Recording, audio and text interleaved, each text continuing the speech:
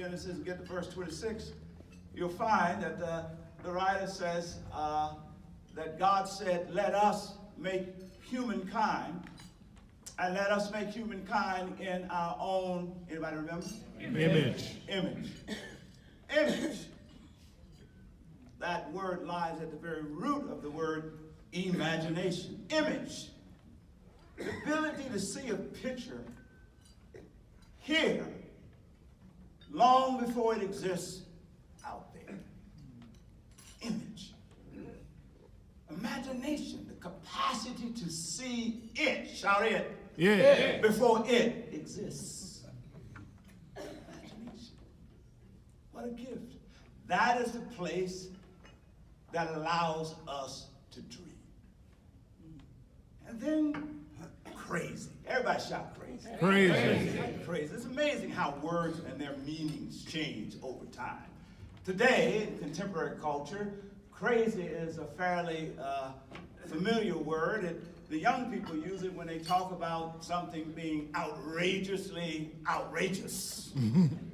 For example, I'm sure you saw the romantic comedy Crazy Rich Asians, which essentially was saying that this family had so much money that it just was insane. It just broke the norm and the paradigm. Well, when I read this text, I find this notion of crazy dreaming is in the text. This notion, because in this Genesis text, the chief paradigm, as God looks out, is darkness. Everybody shout darkness. Darkness. There's a chief paradigm there, and yet God somehow looks into the darkness and sees here what is not out there, and he's able to dream in a way that literally shatters that chief paradigm of darkness. The text says, he starts talking about it, let there be light, and 1,000 points of light is born. Paraphrase our most recently deceased president. So it seems to me that as people of faith, that we are blessed and endowed with the capacity to be, to dream the kinds of dreams that actually shatter or burst forth paradigms. Paradigm busters. That's what we are. Tell the person next to you, did you know that you're a paradigm buster? You know you're a Paradigm buster. Do you know you're a paradigm buster? Paradigm buster. That's what all these people did that we gave awards to today. They broke paradigms, right? They broke through the conventional reasoning. They did what everybody at some point thought was impossible. They looked into darkness and they said, no, there is light, and they called it forth. Paradigm breakers. If there ever was a time when we need people of faith to be paradigm breakers, to be crazy dreamers, God knows it's now. We're living in a time when our nation is being encroached upon by a dangerous toxicity. And the elements of that dangerous toxicity is seen in horrendously increasing division, increasing polarization, increasing hatred, increasing violence, all over the place. One of the commentators, I watched the state funeral of Mr. Bush on yesterday, and one of the commentators said, I thought this was interesting. The commentator said, it's telling of what type of era we're living in. When in D.C. and in our nation's collective consciousness, that a feel-good moment is reduced to funerals. Milwaukee, based on what I've been reading and what I've been hearing, is not an exception to this rule of toxicity, but like all of the various parts of the country, including my part, you're caught up in it as well. This notion of division and polarization, political division. I just read in your paper just last night about the fact that this is the first time in years that a Democrat has become governor of this state, and there's an African-American lieutenant governor, and that the people in the other party, in the legislature in the other party, have stayed up all night, night after night, trying to figure out how to limit the governor's power, how to change the early voting authority that is in this state. This notion of changing the presidential primary. And I look at that and I think it seems to me unprecedented action in unprecedented time. I think there ought to be some crazy dreamers in this.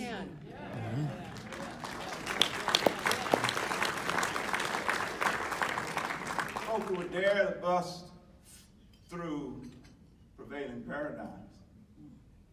I've read about it, seen it in terms of the racial division that's here, located infrastructurally between Highway 94, I believe, and 43, people of color living on one side, people who are white living on the other side. Racial division is seen in the zip code 53206.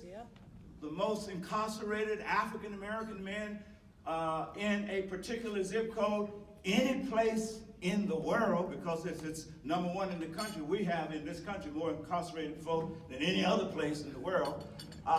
So the most in the nation. I read about two preachers. One of them is a former colleague of mine in Boston, Pastor Demetrius Williams, being they had to pull over because they got a flat tire with the boat on the back, and the police drove up, and rather than making them feel secure after they left, the police left, they felt profiled and humiliated. It seems to me that Milwaukee is probably ripe for the faith community to have some crazy dreams. Then I've heard about the religious division that's here, and the Sikhs live over here, and the Jews live over here, and the Muslims, they live over here, and the Christians are suspicious and fearful of the Muslims, and vice versa back on the other side. It seems to me that a people of faith, can you shout faith? Faith. That we are uniquely designed to dream crazy big dreams and just shatter those paradigms. Seems that way. Are we not the heirs of Rabbi Abraham Herschel? Are we not the heirs of Dr. Martin Luther King Jr.? Are we not the heirs of Mother Teresa? Are we not the heirs of Mahatma Gandhi? It seems to me that people of faith, that's what we do. We look into the darkness and we see what is not, and we dare to call forth light against the odds. Sometimes, though, we need God to expand our imagination. Tell the person next to you, God can help you with your imagination. Tell them. God can help you with your imagination. Help. As I look back over my life, I realize that God was working on me over the years to expand my imagination. I was born in San Francisco, and at 6 months of age, got misdiagnosed just misdiagnosed, and ended up being permanently scarred. Ended up in a small town in northern Louisiana called Coshada, Louisiana, that was at the time horrendously racially divided. We were the first, 1970, we were the first integrated class in Coshada. And I grew up the scarred kid, learning that white people hated black people, and that black people couldn't trust white people. But in my third grade special education class, I had a white teacher who discovered that I was gifted enough to be put in a mainstream program, and she went to bat for me, and she fought for me, a paradigm buster, and before long, she got me out, mainstream me, and as I look back, I realized God was expanding my imagination. I remember being in in the 10th grade. Just lost a fight over a little girl that wasn't interested in me. I was in a boys' bathroom, and I had an epiphany in the boys' bathroom. Boys' bathrooms are good for epiphanies.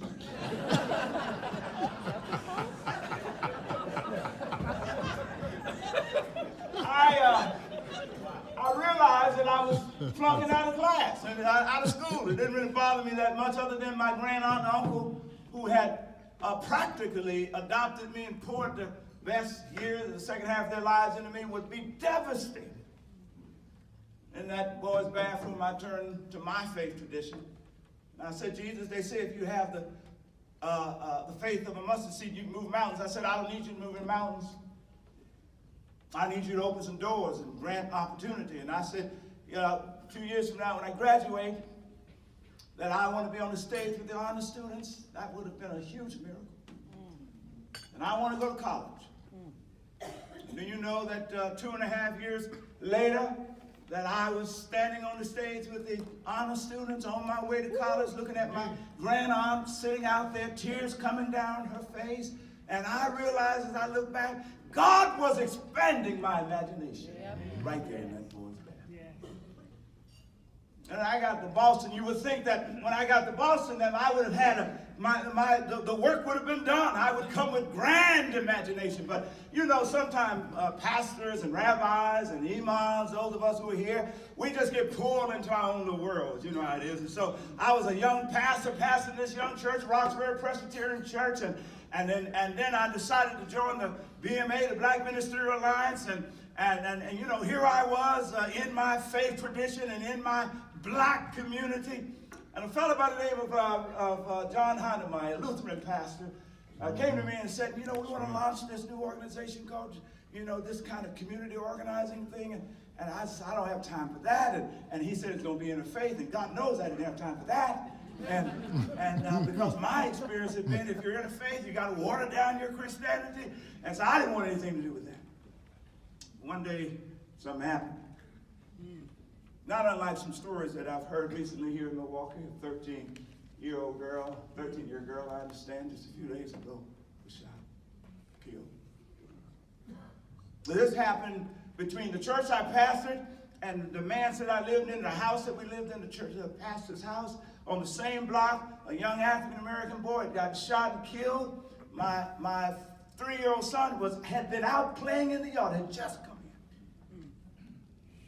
And I went down and saw this young man lying in his blood, and the irony was not lost on me that here was a young man lying in his blood between the church and where the pastor lived, in a community where there was a church on every block, in some cases 2. And I said to John, John, how could we be so impotent? How could we be so powerless? Is there anything, tell me something about this faith that I've been preaching. And John said, it's not the faith, it's the fact that you got all these different churches and all these faith communities, they are operating separate. Yeah. He said, if we could start coming together, and if we could dream together, shout dream together. Dream together. We might change this city. And out of that tragedy, God, in the midst of that tragedy, God pushed forward and expanded my imagination some more. And I found myself working with 50 folk, clergy, unlike myself, but we had the same crazy dream. Yeah. Tell the person next to you, God is still expanding your imagination. Tell them. God is still expanding your imagination.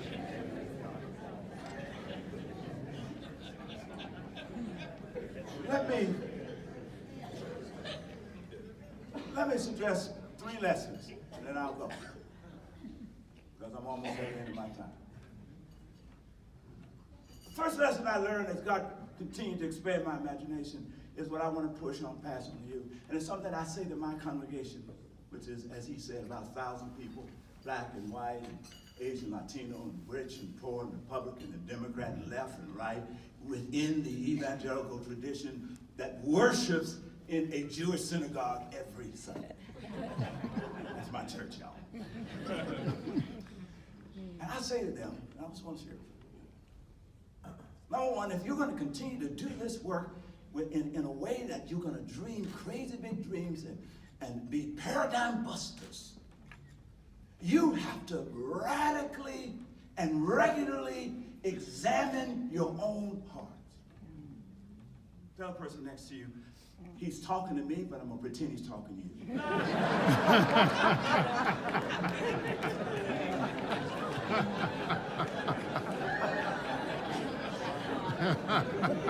Here's what I've known. I've been in this for more than 30 years. Here's what I've known, because I've had to go through redemption again and again and again. It is when you're dealing with darkness, it is sometimes you can be seduced by the very darkness that you're dealing with. Sometimes you can be so passionate about the niche that you're fighting for that you don't know it, but you also are beginning to drive and multiply polarization and divisiveness. Yes. You got to examine your heart. So here's what I tell my people, because they from everywhere sitting in my job. I say, listen, you have to understand that beneath every political passion or beneath social apathy, there's always a story. And that story is always connected to either a pain, a fear, or an unmet need. And as faith leaders, you have to always be aware, first and foremost, of your own pain, your own fears, and the power of your own unmet needs. Because at the end of the day, when we see evil flourishing, it's because evil has figured out how to manipulate the unspoken, invisible pains and fears beneath the surface of our lives. That's what's going on in your state house. Yep. Those are not bad people. I'm kind of like Jesus. Look down, folk are crucifying him at the cross, and he looks down at them. Oh, here's a great paradigm for us. He looks down, they're killing him. Dr. King says it best. He says he looks down, and what Jesus doesn't see, he doesn't see bad people, King says. He says he sees blind people. And so Jesus says, Father, forgive them, for they know not what they do. Is it possible that the Democrats and Republicans up on the State House, could it be that they are blind to their own fears, their own pain, and it's being played upon? Here's what I say to my people. So, before you argue political policy, why don't you start at, here's my pain. Here's the story that it's connected to. And then why don't you say, now tell me your pain or your fear. Tell me your story. And at the end of the day, sometimes you will not agree on the political policy, but you can empathize and respect each other's fears, pains, and humanity. And that keeps you from being seduced by the darkness that you're fighting against. I find remarkable about the text is God looks into the darkness, but the darkness never blinds God. Oh, this was the story in Boston. We had these 50 clergy that got together, Catholic and Protestant primarily, that ultimately would give birth to an organization, would be Jewish, Muslim, and Christian, across all the different divides you can imagine. We launched 1,000 conversations, and in the 1,000 conversations, we started asking the question, what is the thing that's making you angry? That's a good way to get into a crazy dream, is to begin to ask the question, what makes you angry? Because usually on the flip side of anger is love. However, sometimes on the flip side of anger is hatred. So you do have to radically and regularly examine even your anger, because anger is a good thing if it's resourced from love.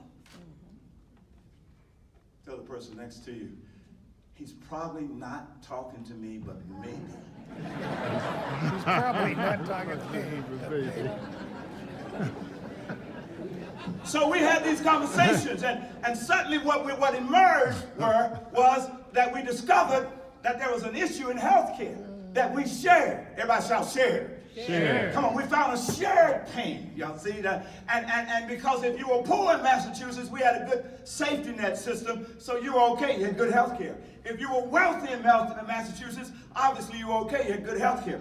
But there were tons of people who felt they weren't poor enough to be poor, and they weren't rich enough to be wealthy, and they were in this in-between place, come on, and they could not afford their health care. And guess what? They were Republican and Democrat. Guess what? They were black and white and Asian, Latino. Guess what? They lived in the urban area and in the suburbs. Guess what? They were Jews and Christians and Muslims and folk from the right and from the left. At the end of the day, they were dying early deaths because they didn't have health care. And rather than unspoken pain turning us against each other, we found a shared pain. Shout, shared pain. Shared pain. Out of that came a shared dream. Shout, shared dream. Shared dream. And we just, because we were people of faith, just believed that we could be paradigm busters. And after 3.5 years of work, we led an effort that resulted in Massachusetts becoming the first state in the nation to have near universal health care.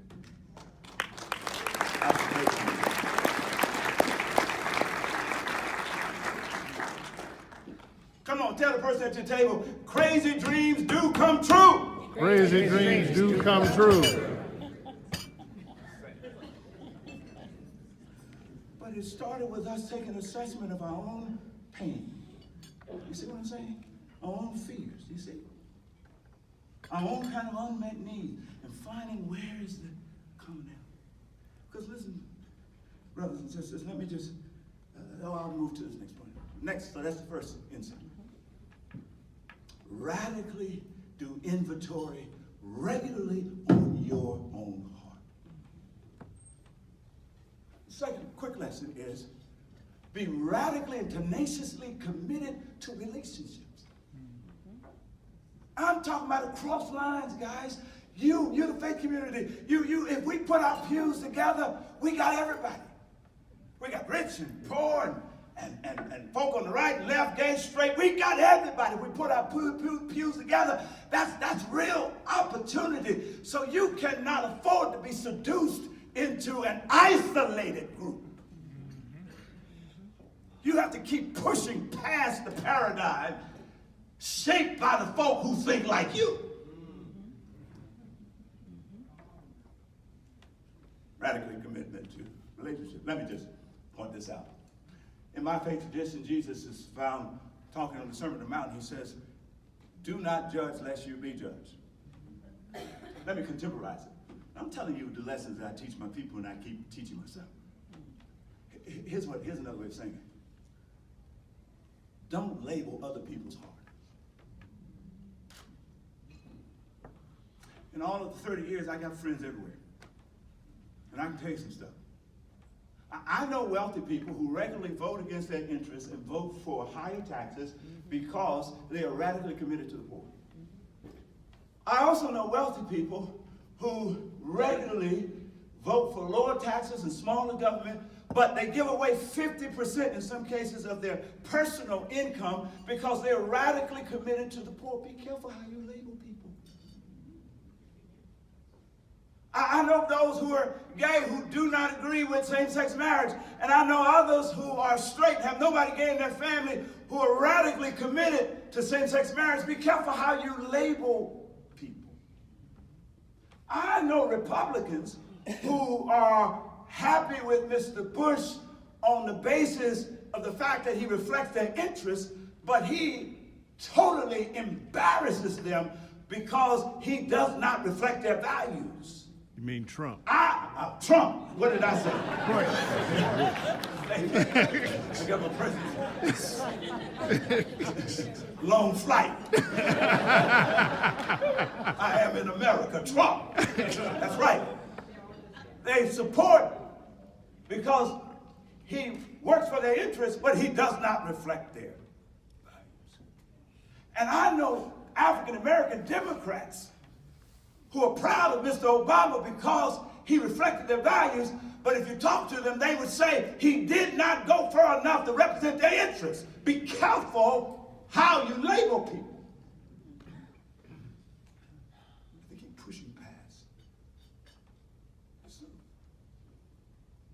Shout radical commitment. Say it. Radical To commitment. relationship. Say it. Relationship. Because at the end of the day, your radical dream and your radical dream, my crazy dream and your crazy dream, at the end of the day, if in fact it's going to push back the darkness, it's got to become more than just your crazy dream and more than just my crazy dream. And at the end of the day, America is going to actually fall apart and go to hell if in fact we're unable to reach across Democrat and Republican lines and understand we're in this thing together.